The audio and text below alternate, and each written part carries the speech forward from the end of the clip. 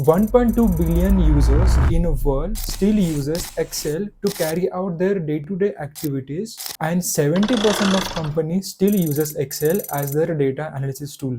And hence, in this video and the videos that will come under Excel series playlist will make you an Excel expert. So in this video, we will go through 20 theory plus practical Excel interview questions and their answers. So if we are meeting for the first time, my name is Omkar. I'm currently working as a data engineer with having almost 3 years of experience. And do subscribe to our channel if you haven't already. This will bring new content like this onto your feed. So without any further ado, let's start the video. So we have a basic question. First basic question is, how many total cells are present in Excel? 1048576 are the rows and 16,000 are the columns. And if I go to the Excel and I can show you the exact number, if I press key control and the down arrow, which is 1048576, and if I go to the rightmost column by pressing control and the right key, you can see XFD, which means 16,384.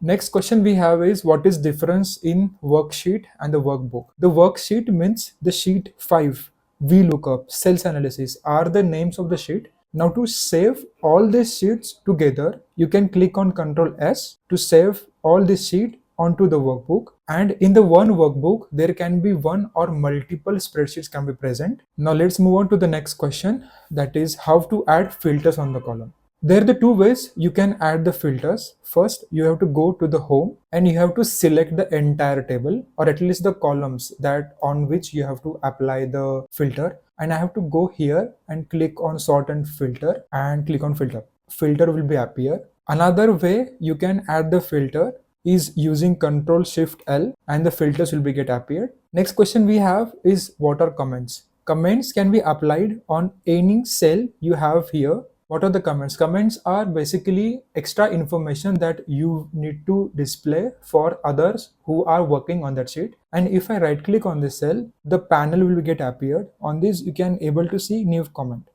And in the new comment, you can add any comment that you need to add in this.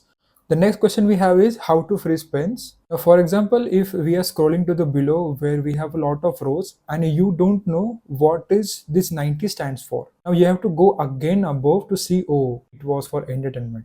To avoid the situation, what you can do is freeze the pen. How you can do that? You have to come in the view section and here you have to go to the freeze pens and freeze the top row. And if I scroll below, I will able to see, okay, 90 is for March month and it was for entertainment. I have spent it. So the next question we have is, what are different basic function? As we have already gone through is sum, average, count, count A, min and min max. So for example, let's say if I want to do sum for the entertainment, what I will do is press equal to, write SUM and opening bracket, and I will select all these numbers and will end the bracket and will click enter. So it will give me a sum of all the columns or all the rows that I have selected in this formula. You can do same with the average, also with the count, also with the count A, and also with the mean and minimum max. The difference between count and count A. So count is basically we are counting the number of cells that contain numbers, while count A counts all non-empty cells regardless of data type. For example, if I went to the back to the Excel, when I would do count of, all this row, it would only give me 7. So this count gave me number 7 because 1, 2, 3, 4, 5, 6, 7. It didn't count the null cell because that is the function of count. Plus it doesn't count any text. Count A will count the text as well, but it will not count empty cell. The next question we have, what does trim function do? The trim function removes extra space from the text, leaving only the single space between the words. You can see I have the gap between is and Omkar contains 3 spaces, which is not ideal. It should be only 1 space. And now to correct this, you can use a trim function is equal to trim, and if I open the bracket, you can see remove all spaces from a text string except for single spaces between the words. And if I do this cell, that is N2, and close my bracket and click enter, you can see my name is Omkar, which is in correct format. Next question we have is describe how you can create a drop down list in Excel, which is very simple. You have to go to the data tab. In this, we have to go to the data validation again, and allow to the list, and the source is this column. I can able to see the complete list that have below this drop down. Next question we have is what does the VLOOKUP function do? The VLOOKUP function searches for a value in the first column of a table and returns a value in the same row from the specified column. I know this will sound a little hard, but let's go to the formula. So in this VLOOKUP, we have to give 4 values. Okay, the lookup value which we want to search, the table array in which we have to search, the column index num. This means which column index you want the value from, and the range of lookup. For example, we want to know the grade got by student ID 3 in the subject mathematics using VLOOKUP, of course. Now I will press equal to, and I will do VLOOKUP, open the bracket. The first lookup value will be 3, which is right over here. I will do comma. The second parameter here is table array, on which I have to find the data table, which I have to look up the value, which is this complete table. Again, I will provide a comma. Third parameter is where is the answer lies, right? The answer I want to know is grade, so which lies in 1, 2, 3, 4, which is a 4. And do I want approximate match or exact match? I want exact match because I know the student ID 3 is present over there, so I would do false. And I will click enter, and I would see the C grade has gotten by the student ID 3 by using VLOOKUP. So as you can see, we have provided the lookup value which was 3. We have given the table array which was there.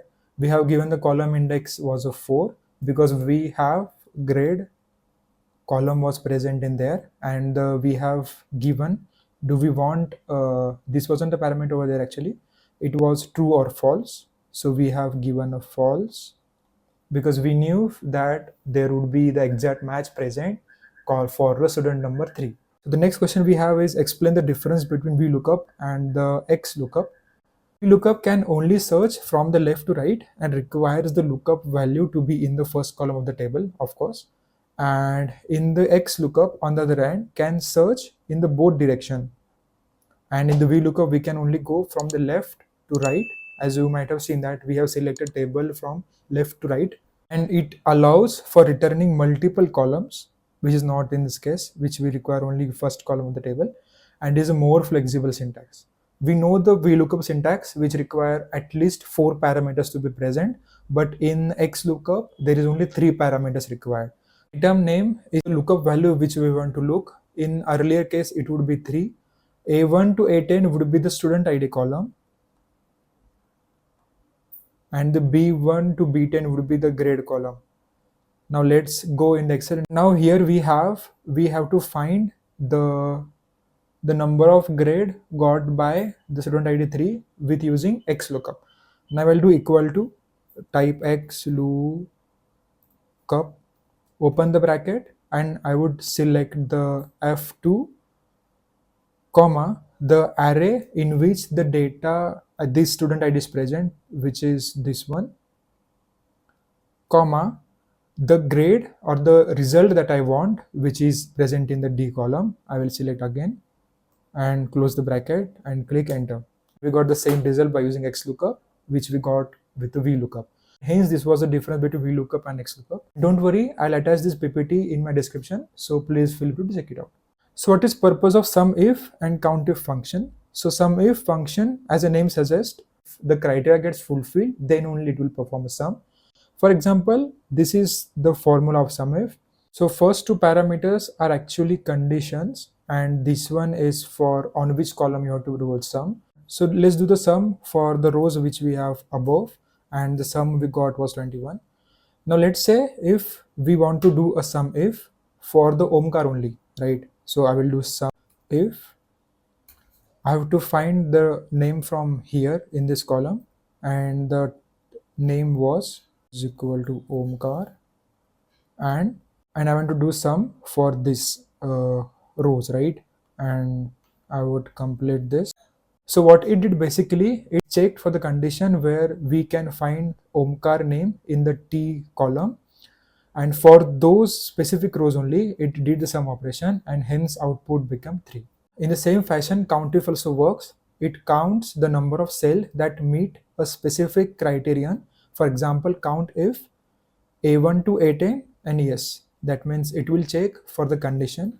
And if I provide here is equal to count if the range, again I'll give this, and the condition is to find Omkar, or and I will click yes, it will be 2 because there are only 2 cells, and hence it showed the output as a 2. The next we have is what is a pivot table.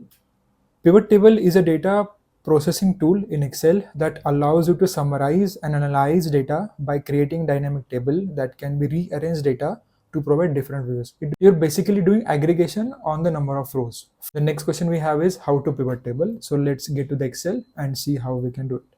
Now here we have to perform the pivot table operation. You have to go in the insert section, do pivot, and from table or the range. And when you select, you would see an option. You will get an option to the range you have selected. Do you want the now new worksheet? Yes, I want it. Or you can choose existing worksheet, and I would choose existing worksheet location only. And the location you can give is maybe this. Okay, I click and enter, and okay. Actually, grades would be on the rows, and I would like to count the number of student. In some value fill setting, you would found count function. I would press OK, and I would close this section, and you can see 4 number of students got A grade, B grade got by the 4 students, C grade got by the 2 students. So total student was a 10. Next question we have is how to create a chart and what is the difference between clustered column chart and the stacked column chart. Basically, clustered column chart displays the separate columns for each category side by side, making it easy to compare the values on the base level. To get the chart, you have to select the cell in which you have the data. You have to go into the insert and select here clustered chart. The month, which is over here, and you can see rent, groceries, utilities, and entertainment section for each row. The next column chart we have is stacked column chart that displays the data in the stack which is on top of one another, showing the total and the contribution of each category to the total. And here I would select the chart and this one, stacked bar chart. So this is stacked bar chart. The difference is here you have one bar for each month, and here you had the 4, that is depend on how many categories you have in the data. And you can easily filter and customize the charts onto your need, and also for the cluster chart you can do it same. How do you remove duplicates from the data set? Remove the duplicates, what you have to do, you have to select the range of the data, go to the data tab and click on remove duplicates. Okay, and for instance I'll repeat it again by pasting it twice. So how to remove duplicates? You have to go in the data section. In this you can see remove duplicates, which will remove duplicates by its own. And for column name, yes, you'll click OK, and you can see 10 duplicates values was found and removed, 10 unique values remain. So that's how you can remove duplicates in Excel. What is macro and how do you record a macro? Macro is a set of instructions that can automate repetitive tasks in Excel. And hence, as the macro is a little bit advanced topic, I'll try to cover this topic in my next video. So to not miss that video, do subscribe to our channel and please stay tuned on the playlist that I've created in the description, which is named as a Excel series. The next question we have is what are different errors and how to handle in Excel. Division 0 error indicates that is formula is attempting to divide by 0 or an empty cell, which is an infinite error. The next error we can find in Excel is NA error, indicates the value is not available. The next error we have is a value error. When the wrong type of argument or operand is used, then we get the value error. The ref error is when a formula refers to a cell that is not valid, often due to deleted rows or columns. Now using if error, you can able to prevent the error and you can give the value of the error that you want to print in case of error happens. Now to calculate sales growth, I would calculate by pressing is equal to sales divided by target sales, and I will click enter. And I would paste all this formula by double clicking on this icon, and you can see we got NA error now is not available because there is no value available over here, and we got division 0 error because there was a 0 in the denominator in one value. What are different Excel add-ins? Power Query is one of the most used Excel add-ins present in Excel, which is a data connection technology that enables you to discover, connect, and combine and refine data from various sources, whereas a Power BI with Excel is to import Excel data models, tables, and the ranges into the Power BI for enhanced visualization. What is index, match, and how you can use this function together? Basically, index and match are used to look up the values in a table, as we can use VLOOKUP or HLOOKUP or even XLOOKUP, as we have seen already. In the first section, in here, as you can see, we have the lookup value which we have to find, the sections on which we have to see that value. This will provide us a row number in which the data is present, and by using index we would get the value present at that index given in this range. If we were to find the index array on which we have to find the value, the next we have row number which we have to give is 5, and if I click enter, we would get 105 value, which is fifth value in this, which requires the value, comma, the lookup array in which we have to look the value, which is this one. And if I close my bracket, if I click enter, we would give 1, that is it is present on the first row. Now can we use it together? Yes, we can use it. Now I'll just copy this formula. That means at the index number 1, what was present apple and what was the product ID of that apple was a 101. And that's all for this video. This was the first video in an Excel series. I have given the link of an Excel playlist below in the description. And if I make any other video on Excel, I'll make sure to attach in the same playlist. And if you haven't already subscribed to us, please do it now so that you will get new video like this onto your feed. Comment Excel if you want second part to be get dropped onto our channel. And thank you for watching this video till end. Until we meet next time, keep learning, keep growing. Bye.